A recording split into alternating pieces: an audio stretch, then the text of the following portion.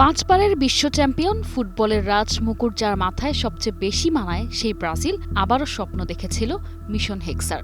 কিন্তু ফুটবল যে ইতিহাস নয়, মাঝে মাঝে রূপকথাও লিখে, সেটাও যেন মনে করিয়ে দিল নরওয়ে। মেটলাইফ স্টেডিয়ামের আলো নিভতেই হলুদ জার্সিতে নেমে এলো হতাশার ছায়া, আর লাল জার্সিতে ফুটল ইতিহাসের হাসি। শেষ বাঁশির সঙ্গে শেষ হয়ে গেল ব্রাজিলের ষষ্ঠ বিশ্বকাপ জয়ের স্বপ্ন, আর ব্রাজিলকে কাঁদিয়ে নিজেদের ফুটবল ইতিহাসের সবচেয়ে উজ্জ্বল অধ্যায় লিখে ফেলল নরওয়ে।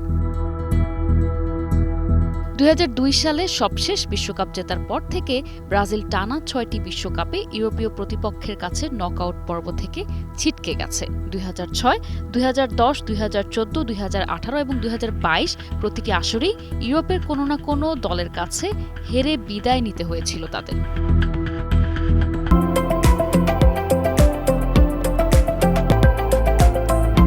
২০২৬ বিশ্বকাপে নরওয়ের কাছে হার দিয়ে সেই তালিকায় যুক্ত হলো আরও একটি নাম।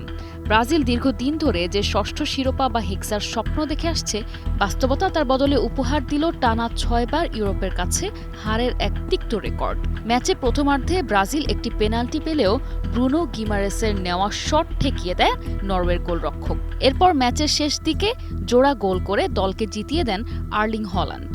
শেষ মুহূর্তে একটি পেনাল্টি থেকে গোল শোধ করেন নেইমার, কিন্তু ততক্ষণে ম্যাচের ফল পাল্টানোর সময় ফুরিয়ে গেছে।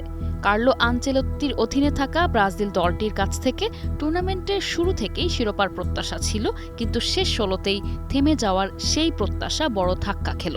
১৯৯০ সালের পর এই প্রথম বিশ্বকাপের কোয়ার্টার ফাইনালের আগেই মহানাটকীয় বিদায় ঘটল পাঁচবারের বিশ্ব চ্যাম্পিয়নদের।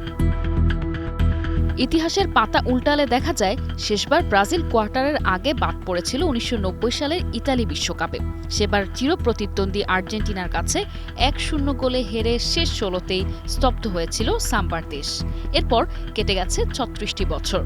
প্রতিবারই অন্তত শেষ ৮ নিশ্চিত করেছে হলুদ জার্সিধারীরা। এর মাঝে ১৯৯৪ এবং ২০০২ সালে উঁচিয়ে ধরেছে সোনালি ট্রফিও। কিন্তু ৩৬ বছর পর এবার আর্জেন্টিনার জায়গায় ব্রাজিলকে কাঁদালো আর্লিং হল্যান্ডের নরওয়ে।